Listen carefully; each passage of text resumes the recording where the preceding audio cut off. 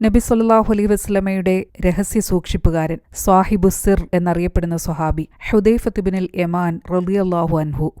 മദീനയിലുണ്ടായിരുന്ന കപടവിശ്വാസികളെക്കുറിച്ച് അല്ലാഹു സുബ്ഹാനഹു വതആല നബി സല്ലല്ലാഹു അലൈഹി വസല്ലമയ്ക്ക് വിവരം അറിയിച്ചിരുന്നു. എന്നാൽ ഈ പേരുകളൊന്നും തന്നെ നബി സല്ലല്ലാഹു അലൈഹി വസല്ലമ തന്റെ അനുയായികളോട് ആരോടും പറഞ്ഞിരുന്നില്ല, ഹുദൈഫ റളിയല്ലാഹു അൻഹുവിനോട് ഒഴികെ. അവരുടെ നീക്കങ്ങൾ ശ്രദ്ധിക്കാൻ അദ്ദേഹത്തെ നബി സല്ലല്ലാഹു അലൈഹി വസല്ലമ ഏൽപ്പിച്ചിരുന്നു. അന്നു മുതൽ നബി സല്ലല്ലാഹു അലൈഹി വസല്ലമയുടെ രഹസ്യങ്ങളുടെ സൂക്ഷിപ്പുകാരൻ എന്ന പേരിൽ ഹുദൈഫ റളിയല്ലാഹു അൻഹു അറിയപ്പെട്ടു.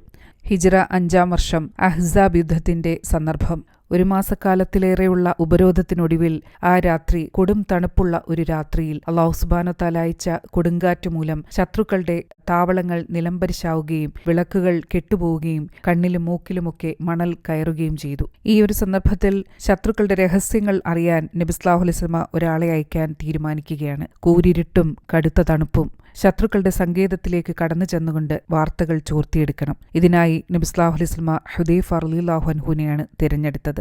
ഇതിനെക്കുറിച്ച് ഹുദൈഫ റളിയല്ലാഹു അൻഹു തന്നെ വിവരിക്കുന്നുണ്ട്. ആ രാത്രി ഞങ്ങൾ അണിയിൽ ഇരിക്കുകയായിരുന്നു. അബൂ സുഫ്യാനും മക്ക മുശ്രിക്കുകളും ഞങ്ങളുടെ മുകൾ ഭാഗത്ത്, ജൂതന്മാരായ ഖുറൈള ഗോത്രക്കാർ ഞങ്ങളുടെ താഴ്ഭാഗത്ത്. ഞങ്ങളുടെ സ്ത്രീകളെയും കുട്ടികളെയും അവർ ഉപദ്രവിക്കുമെന്ന ഭീതി ഞങ്ങൾക്കുണ്ട്. ഇത്ര കൂരിരുട്ടും ശക്തമായ കാറ്റുമുള്ളൊരു രാത്രി ഞങ്ങൾക്കുണ്ടായിട്ടേയില്ല.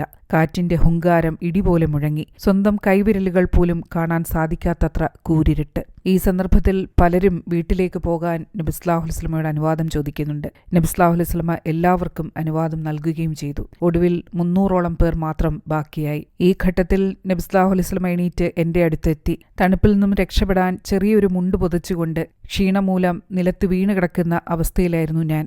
എന്റെ അടുത്തെത്തി നബി സല്ലല്ലാഹു അലൈഹി വസല്ലം ഇത് ആരാണെന്ന് ചോദിച്ചപ്പോൾ ഹുദൈഫ ആണെന്ന് ഞാൻ മറുപടി പറഞ്ഞു.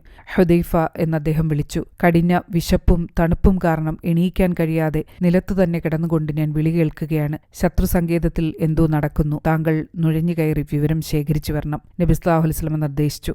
എല്ലാവരെക്കാട്ടിലും പേടിയും തണുപ്പും എനിക്കായിരുന്നു. ഇത് മനസ്സിലാക്കിയ നബി സല്ലല്ലാഹു അലൈഹി വസല്ലമ ദുആ ചെയ്തു, അല്ലാഹുവേ, ഇദ്ദേഹത്തെ മുന്നിലും പിന്നിലും വലത്തും ഇടത്തും മേലെയും താഴെയും നീ കാക്കണേ. നബി സല്ലല്ലാഹു അലൈഹി വസല്ലമ ഈ ദുആ പൂർത്തിയാക്കിയതോടെ എന്റെ ഭയം വിട്ടുമാറുകയും എന്റെ ശരീരത്തിന് അനുഭവപ്പെട്ട തണുപ്പ് വിടുകയും ചെയ്തു. ഞാൻ നടന്നു നീങ്ങിയപ്പോൾ നബി സല്ലല്ലാഹു അലൈഹി വസല്ലമ പിന്നിൽ നിന്നും വിളിച്ചു, ഹുദൈഫ, എന്റെ അടുക്കലെത്തുന്നതുവരെ നീ അവരെ ഒന്നും ചെയ്യരുത്. ഇല്ല എന്ന് സമ്മതിച്ച് ഞാൻ ഇരുളിന്റെ മറവിൽ പതുങ്ങി നടന്നു.